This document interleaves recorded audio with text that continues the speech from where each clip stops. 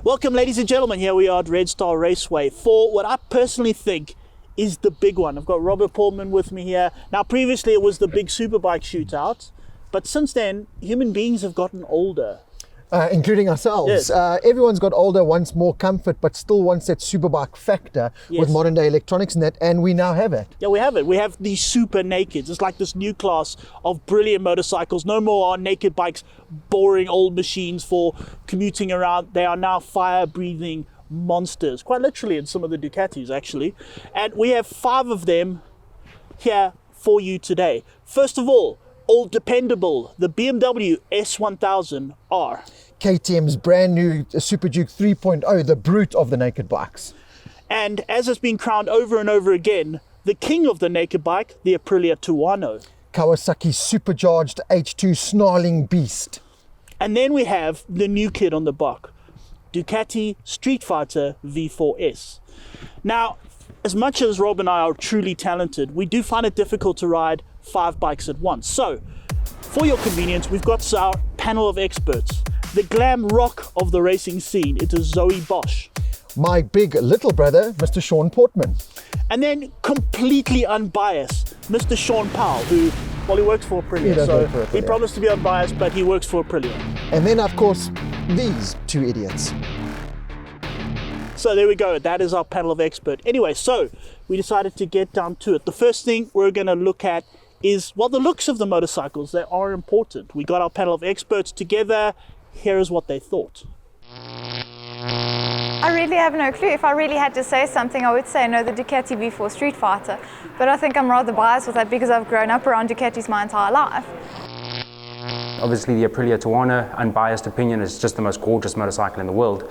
But honestly, it's about time the design team in Nawale catch a wake up and actually start having some espresso and get back to work.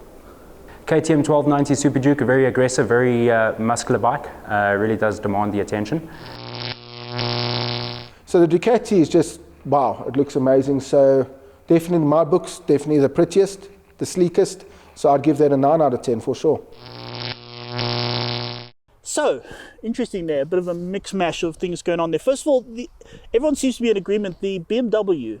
Now the BM is the oldest kind of model, the rest have all been updated. I believe there are spy photos out of a new S1000 coming, so it'll be here in a year or 2. But it is, the wonky eyes are getting a bit old. It does, especially now that there's the new RR Superbike out. It really just does make it look even older. Even when I was going through the photos for the magazine, it just, that one kind of kicked you in the face. Is not as attractive as the others. And then you get on it, you switch on the dash, and it's got this old school LCD dash and this clock, and you're like, 1982 called, wants his technology back. So yeah, okay, we kind of need a new one. Speaking of data, then there's the RSV4. The Aprilia. The thing is about it, I think you pointed it out, it looks like an RSV4. We've seen it for the last 10 years. Yeah, so they've updated the engine there, but it's an RSV4 Tuono. It still looks like a 10-year-old RSV4 Tuono. One thing about that, it's the only bike out of this range that has got a kind of bikini fairing thing. And it's sort of like when you're walking around these are naked bikes. So we're walking around a nudist resort, the Aprilia Tuono is going... just covering it up. Kawasaki's ZH2, I'm going to point out that this bike is not beautiful, but it is attractive. But it attracts you. You look at it, even when the first photos came out and you thought, what have Kawasaki done? And then when you see it in the flesh, you're like, it's still not ugly, but you you're drawn to it. You want it. It's like the monster from a horror film. It's like Alien and Predator. You don't want it to be beautiful. It's a monster. It's and I kind of like that.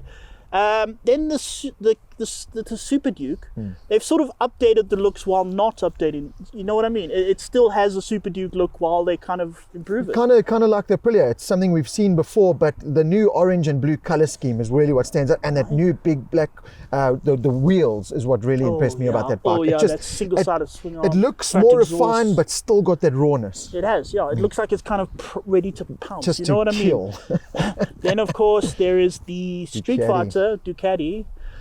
Just do it. No, okay, I think there was a bit of an argument in the Ducati factory. We had the designers, and I've chatted to designers before. They keep having these pesky engineers arriving saying you can't make it look like that because it won't in fact work. Yeah. We want it to work. And I think there was a bit of an argument there because it's got wings and it's got all this functional stuff. And then sort of between that, you can see designers have kind of tried to sort of shape it. Yeah. and there's been a big argument there in Italian, and there was arm waving everywhere. But there is sort of, I'm not going to say it's wholeheartedly beautiful, but there is a lot of sort of function there with some beauty stuck in. What I like what they've done is they've literally just taken the fairing off the Panigale V4. So they kept the tank, kept the tailpiece, and gave it this headlight that you also sometimes look at it and go, oh no, that doesn't work. But then, yeah, no, it does work. So typically Italian, they, like you said, they've refined it. They've given it lines in places that finishes it off. So I think the more we see it, I mean, we've only just seen it now for the first time. I think the more you see it, the more you're going to go, yeah, well done. It Ducati also has once this look of kind of like the Super Duke. Yeah, ready to just look. go. It wants to 100%. attack its predator. Anyway, so finally we decided to kit up and headed out on track. To start off with some handling, let's see what our panel of experts say. Super Duke is, I think, the lightest of the bikes to actually turn into corners, and you can just throw it around and just simple, it's just easy. The Aprilia, completely unbiased, it just searches for the apex, you know, it's just an apex hunter. It is just the best machine in the world. The BMW S1000 felt like an inline four in the corners, to be honest. Didn't really have any surprises to it, which made it predictable, which actually made it quite an enjoyable ride. The Kawasaki, not meant for tracks, obviously. The ZH2 I felt was a little bit long in the chassis, a bit lengthy. You know, when your front wheel comes out of the corner, your back wheel is still entering. The Tuono is a very nice bike to ride, actually handled brilliantly, especially in the front as well. Like, it felt really planted. So you felt comfortable at any given stage that you were riding it. And funnily enough, it was the only bike I got my elbow down on. Oh, interesting there. Okay, we've got to point this out. The Kawasaki, this is a super naked test, and it's a little bit unfair because technically that's a hyper naked. Sadly, it's the only hyper naked as class, so we can't really have a group test of hyper nakeds. It'll be the ZH2. So we kind of stuck it in here, but it isn't a track bike. No, not at all. It's a lot heavier than the other bikes, so getting it stopped and turns not as easy as other bikes. Okay, the BMW sort of does what it's BMW. Everything works. Everything works. It does everything well. It's like, I'm not gonna. You can't really call it the best, but you can't really you can't pinpoint something wrong. This is. It worked. We climbed on it, like you said. Once that needle had finished doing whatever it was doing and registered, brakes work. The handles. It's a little bit sluggish compared to the newer, the ones that we're going to get onto later. But like you said, you kind of got off it and you went, yeah, good job, cool. It does all that. Aprilia. Now, Aprilia, I kind of call it the every man's bike. Yeah. It is the bike out of all of these that anybody can get on and ride well. It fills you with confidence. It's been the benchmark, especially out on the track. It was that one naked bike for the last 10 years. You could go on track and kind of do superbike times. Then we get on to less one, that KTM Super Duke. No, hang on. What I'm going to say is before we had to say that, yeah. Okay, the KTM Super Duke, you actually raced one for a while. You did the 24-hour and a few races, and it was good, but it was kind of like also, we kind of said it's not really a track Well, tool. You know what we had to do? We had to throw a lot of money at it to get it semi-decent on the track, whereas the new one is 2 seconds faster in stock standard trim. No jokes. When I went out on track with those Bridgestone S22 R tyres made for that bike, it's just incredible, that bike. Every lap you do, you go, whoa. Speaking of MotoGP, Ducati Street Fighter V4. Sublime. Look, I mean, Ducati, there's no such thing as a bad handling Ducati, and the Street Fighter V4 once again proved that. Yeah.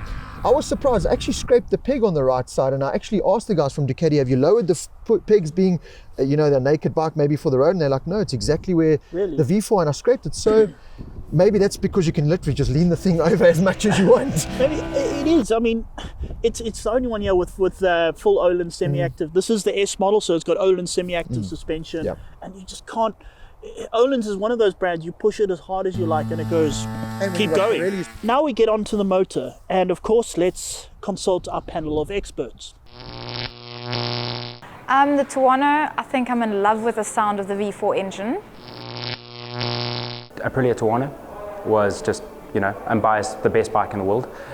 Motor's just an absolute peach. The KTM, it was something you have to be awake. You can't take lightheartedly. It's a bike that, if you're not paying attention, it will snap your arms off. I think the best and the most modern motor on there obviously would be the Ducati. I mean, that's most probably the newest gen motor, along with the Kawasaki. The ZH2, what stood out for me the most was, I think, the sound as well, where you really feel like you're about to get launched in a I felt like I was driving a Batmobile. It literally sounded like that with that zzz, and it was crazy. The ZH2, it's got a supercharger on, dude. I mean, I could actually go home and say to somebody, I rode a motorbike with a supercharger on. It was really, really cool. Before we get on, we did a little straight line test. Yours truly, who is the most streamlined out of all of us. Would you like to hear the results? I would love to hear the results. Okay, the BMW. Right, we've got to just do a little bit of an explanation here. So this is how this works. We pick up the bikes the day before, we bring them here to the track early in the morning. We spend most of the morning shooting all the detail shots and all of that before the bikes get, all dirty and stuff. And then we sort of, about 11 o'clock in the morning, we finally put our leathers on and we finally go out track. It was at that moment we realized that the BMW was still in run-in mode and therefore had a rev limiter at 9,000 RPM. And didn't rev past 9,000 RPM, which was actually still impressive to get it to that 9,000 RPM. It rode really well, but for the straight line speed test, it didn't work. Okay. Yeah. So we excluded it from there. But anyway, so Aprilia Tuono. Now remember, this is the 1100. This is not the top speed test. The straight's not long enough. We went as long as the straight could before I had to before you landed up in Boksburg. Yeah, before I landed up on my head in the gravel. The Tuono. And also we had the same speedometer for all of them. We didn't use the speedos. The Aprilia 207 kilometers per hour. The Super Duke. 210 kilometers per hour. Remember, they're both about 180 horsepower. Yeah. The Ducati Street Fighter V4, 208 horsepower, according to the stats, the highest, 213 kilometers per hour. Okay, so it is more, but it's 213. But okay, we'll talk about that now. Now, 197 horsepower is the ZH2, 220 kilometers per hour. Supercharged. It's a big gap. Now, the reason for that is quite simply, it's 197 horsepower, but it feels as though it gives you 197 horsepower from 3,000 RPM. Yeah, from when you started. It's from the moment you open that throttle, it's like, here's 197 horsepower. Something I will say about that Ducati is that it likes to be revved. It needs to go to the very top of the rev range, and that is when it works. And that's a bit of a problem when you're accelerating from low speed. Whereas the ZH2, that kicks up straight away the moment you pull off. Also, that wheelie control on the ZH2 kept it in control. It's so amazing. You open in first gear, it lifts the wheel that much, no more. You rev it flat out. The others, they tend to cut. All of the others, they tend to cut it a lot. So you needed to either turn. In fact, you were slightly better turning it off and short shifting slightly. The ZH2 is the only one that didn't need short shift. So anyway, that's the motor. So anyway, overall impressions of these motorcycles. First, let's consult our panel of experts. Overall, I think the Super Duke is a fantastic bike. It's a phenomenal motorcycle actually in terms of riding. By the best bike in the world, the Aprilia Tuono. The KTM Super Duke, the motor and the outright punch of that bike, it just, you're pretty much a passenger on that bike and it just sort of takes off. The BMW, same thing. I think the usability as well. Obviously it's fantastic. It's got all of the little features that the other bikes don't have. Cruise control, heated grips. So for the average day guy who wants a bike to work and back and also fun on the weekends, fantastic. The BMW, what stood out to me was, I don't like the headlights. I really don't like the lopsided headlights. I think it could look pretty cool with the new ones. The BMW was a little bit predictable. Like I say, inline four just doesn't really have anything alive in the motor, but that being a lot more fun to ride. What stood out for me on the V4 Street Fighter is that it's very pretty. So the Ducati is just, it's a poster bike. It's an absolute poster bike. Rob, let's have a quick run through these. First of all, I'm going to save the BMW for last, and there's a good reason for that. Okay, Aprilia, it is 289,000 Rand. What is your kind of overall impression? Still great value for money. Like I said, it's just that stalwart naked. It's stood the test of time. Everything still works. You climb on it, you enjoy it. It's everything that's been good about a Tuono for the past 10 years. Better, I think they've improved it by putting the 1100 motor in. Still got that smooth power range. It doesn't smack you in the face. You ride along and you think, am I really going fast here? And you look down, you are going fast. So it's this gentle ride that just kind of takes you around a track, and it's just like cuddles you. As I said, for most of the population who are not haven't for the raced, wider who are audience. kind of newish to track, they will be quicker on that Aprilia than anything else. Yeah. Just simply because it is so easy to ride and instills confidence. It's not the most exciting, is it? For us it isn't, because we felt it before, and especially after you've ridden some of the others, you go, well, this was really cool, I enjoyed this, but you're not in your helmet going, woohoo, yeah, woo, the giggle factor is not as much, but you just go around and you enjoy it. So 289,000 Rand. The Kawasaki, okay, the ZH2, 329,000 Rand. It is pricey. Yeah. However, again, this is the Hypersport. It is supercharged. And I mean, I was riding it around after we did this test, just around the roads of Joburg. That's where it shines. It's Out on the road is where it will lovely. destroy all the others. It's so lovely. You ride it to work. Yeah. It doesn't even feel that heavy. Around the racetrack here, when you're going through the tight hairpins, it feels quite heavy. On the road, you don't really On the feel open it. road, that weight And actually just plays the way in favour. every time you kind of open the throttle, big grin on your face, it makes that sound. No, it's lovely. It's a beautifully smooth, refined motorcycle. It really it's is. hell of a comfortable. It really is great. So I'm going to say, if you're not interested in track performance, you're not interested in cornering, you want something purely for the road, a naked bike, and you have 329,000 Rand, ZH2. Yeah. The KTM. Now, this is a bike we keep raving about, and I think you had a good sort of summary of this. Don, we kept finding ourselves stopping, doing the photo shoots, looking at each other going, Super Duke.